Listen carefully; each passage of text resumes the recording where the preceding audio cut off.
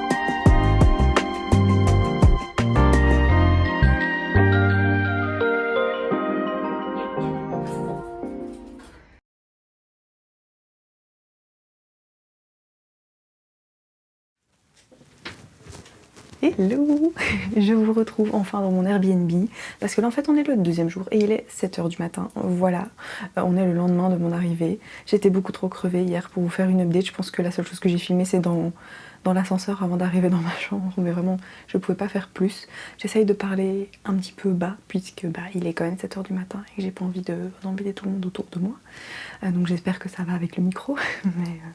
Mais voilà, je reviens pour vous faire une petite update, vous expliquer un peu mon voyage, le vol, ce qui s'est passé, et vous faire aussi un petit room tour de l'Airbnb. Donc voilà, d'abord je vais pas vous mentir que j'ai eu une petite frayeur hier, j'ai cru que j'allais potentiellement pas avoir mon vol, parce qu'en fait je rappelle que je partais depuis Charles de Gaulle, donc il fallait venir de Belgique jusqu'à Charles de Gaulle à Paris, et donc avec mes parents et mon copain on est venu en voiture, et le souci c'est qu'il y a eu un grave accident sur une autoroute sur laquelle on était, et on l'a appris trop tard, on était déjà dans le tronçon où il y avait l'accident, pas possible de sortir, il n'y avait plus de sortie avant, donc voilà, et on est resté au moins bloqué 1 heure voire 1 heure et demie, ce qui m'a vachement fait peur, je vais pas vous mentir, parce qu'en fait ils savaient pas nous dire quand est-ce que ça allait être dégagé et quand est-ce qu'une voie allait pouvoir être libérée et pour qu'on puisse du coup rouler jusqu'à l'aéroport, parce que du coup l'autoroute était vraiment bloquée quoi, il y avait un hélicoptère etc, enfin bref voilà. C'était du coup le premier mental breakdown de la journée, mais le seul je vous rassure, parce qu'après ça a été, il y a eu plus vraiment de soucis plus que ça, mais au final tout s'est bien passé, on avait pris bien assez large pour arriver en temps et en heure à l'aéroport, donc pour ça on n'a pas trop eu de problème. Ensuite arrivé à l'aéroport, malheureusement quand j'ai fait le check-in des bagages, je me doutais que j'allais avoir un excédent de bagages et qu'une de mes valises allait être trop lourde, et c'était le cas, comme quoi il faut pas spécialement faire confiance à ces petits trucs qui nous aident à peser, parce que c'est pas très juste comme chiffre qu'ils donnent des fois. Malheureusement je pouvais pas faire autrement parce que mon sac à dos était déjà complètement rempli, je pouvais rien rajouter dedans et j'aurais dû enlever 2-3 kilos quoi et mettre ça dans mon sac à dos, et franchement ça c'était impossible, j'avais pas la place ni la force pour porter encore plus que ce que ce n'était déjà, parce que c'était déjà très lourd. Mon sac à dos, donc voilà, j'ai dû payer l'excédent pour une valise. Le seul truc un peu chiant, c'est que les personnes au guichet n'étaient vraiment pas très agréables du tout. Ça m'a un peu embêtée, je vais pas vous mentir, surtout que j'avais l'impression qu'on y est tous passés, quoi. Vraiment, chaque personne qui y allait avait un excédent. Tout le monde. tout le monde. Donc je sais pas s'ils avaient envie de faire leur chiffre d'affaires aujourd'hui, mais c'était un petit peu désagréable, je vais pas vous mentir. Mais sinon c'était le seul truc quoi, donc bref. Ensuite du coup j'ai dû dire au revoir à mes parents et à mon copain. Ça je vous avoue que c'était difficile. Vous l'avez vu, enfin je pense que je vais inclure le clip où je vous en parle un petit peu, mais c'était vraiment pas facile parce que c'est la première fois que je quitte chez moi en 25 ans. Donc c'est la première fois que je vis seule aussi. Et puis bon, partir à l'autre bout de la planète c'est quand même pas rien pendant un an, même si bon je sais qu'on va se retrouver, je sais qu'ils vont peut-être venir me visiter, mon copain viendra, mes parents potentiellement aussi. Donc voilà, je sais que c'est juste un au revoir temporaire et qu'on se reverra, il n'y a pas de problème, et qu'on se revoit vite et de toute manière on est en contact tout le temps, mais bon, c'est la réalité reste que c'est difficile de dire au revoir à ses proches. Surtout là comme c'est la première fois que je pars toute seule, tout court, c'est vrai que du coup oui, c'était un peu difficile. Mais bon, voilà, on passe au-dessus et ça va déjà mieux, on est déjà en contact de toute manière, on parle tout le temps, donc il n'y a pas de souci avec ça.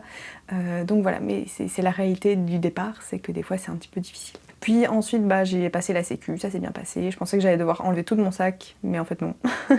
Après du coup, vient le moment du vol. Je m'étais mise à la fenêtre parce que moi, je préfère toujours au niveau des ailes, parce que je vous l'ai déjà dit, je pense, précédemment dans d'autres vidéos, mais de base j'ai le mal de transport, donc c'est vrai que j'anticipais un petit peu le vol, parce que bon, 11 à 14 heures de vol en fonction, hein, c'est long, c'est dur, et quand t'es malade, il y a un moment où tu te sens pas bien, ça peut vite partir en cacahuète, dans le sens où il y a un moment, si tu te sens pas bien, ça peut durer tout le vol quoi. Mais ça s'est très très bien passé, franchement.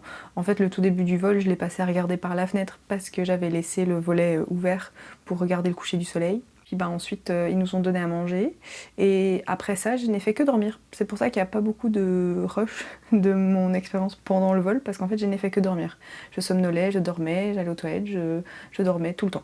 Tout le temps. Même pendant le petit déjeuner, parce que j'étais tellement épuisée. Puis surtout que j'étais un petit peu shootée au médoc, parce que toutes les 4 à 5 heures, je reprenais un médoc contre le mal de transport.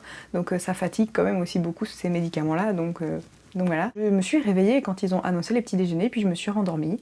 Et quand je me suis réveillée, tout le monde avait déjà leur plateau, et j'étais là, oh mince, j'ai pas eu de petit déjeuner.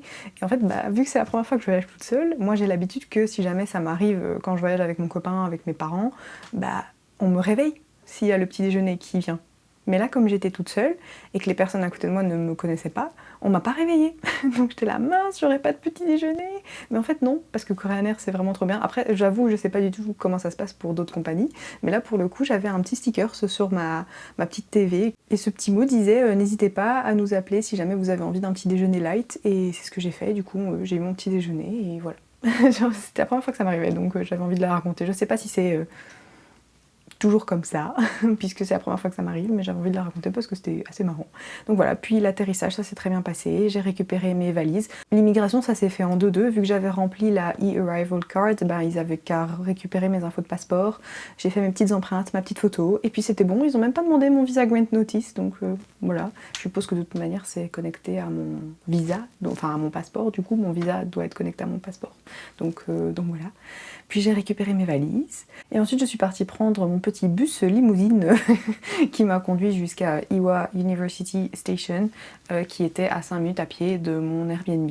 Donc voilà, et c'est là que je suis arrivée. Je vais pas vous mentir que quand je suis rentrée dans la chambre, j'ai été un petit peu déçue, parce que c'est connu, les photos sur Airbnb sont en grand angle, donc c'est vrai que je m'attendais à un tout petit peu plus grand, tout petit peu, et surtout, la taille c'est même pas ça le plus important, c'est surtout que je m'attendais à plus propre, parce qu'en fait sur Airbnb les photos, les murs sont très blancs, ça a l'air d'être propre, ça a l'air d'être neuf, alors qu'en fait absolument pas. Et du coup c'est ça qui m'a un petit peu dérangée quand je suis arrivée, j'ai eu besoin d'un petit temps d'adaptation, c'est aussi pour ça que j'ai pas voulu vous faire une petite update, parce qu'il a fallu que je me pose, que je prenne une douche, que je prenne mes marques, que je bouge un peu mes affaires, que j'ouvre mes valises, que je range un petit peu et que j'essaye de m'approprier cet espace un petit peu. J'ai été faire des courses aussi, j'ai été acheter du papier toilette parce qu'il n'y en a pas. Faut aussi un moment que j'aille acheter des sacs poubelles, mais je vous avoue que c'est l'histoire de la Corée qui me fait le plus peur, c'est l'histoire des sacs poubelles. Et comment est-ce qu'ils font leur tri?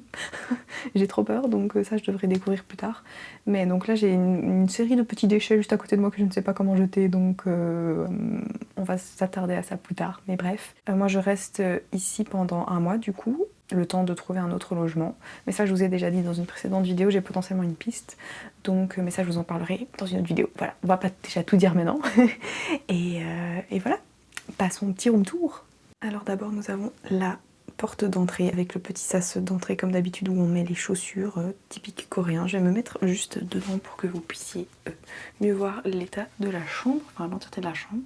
Donc voilà à quoi ça ressemble. Il y a ce petit hall d'entrée avec des petites tringles pour mettre des manteaux, un autre petit meuble ici.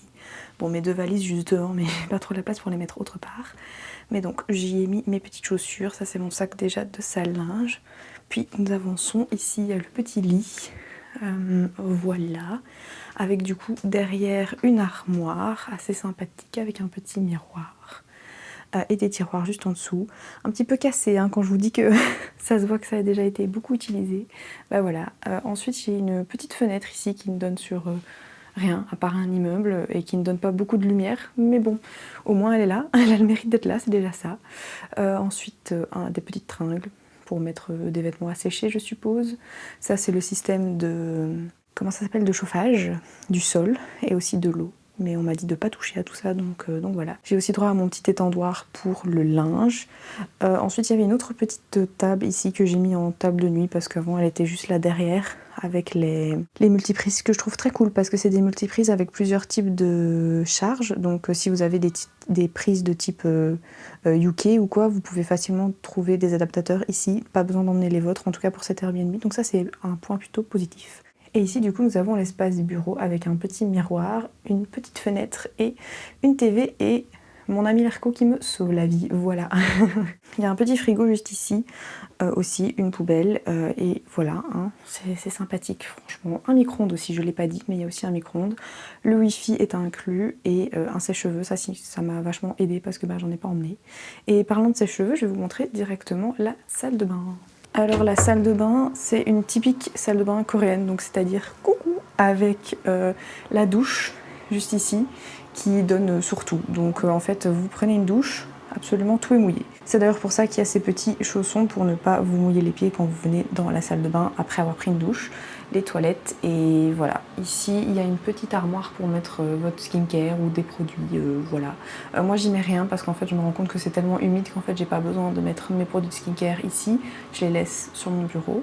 Et mes produits de douche, ils restent ici vu que je prends une douche avec. Et donc voilà, sur ce, je pense que je vais vous laisser là. Je vais entamer ma première journée complète en Corée. Mais pour ça, je vais commencer un weekly vlog. Donc il faudra me suivre là-bas si vous avez envie de voir la suite.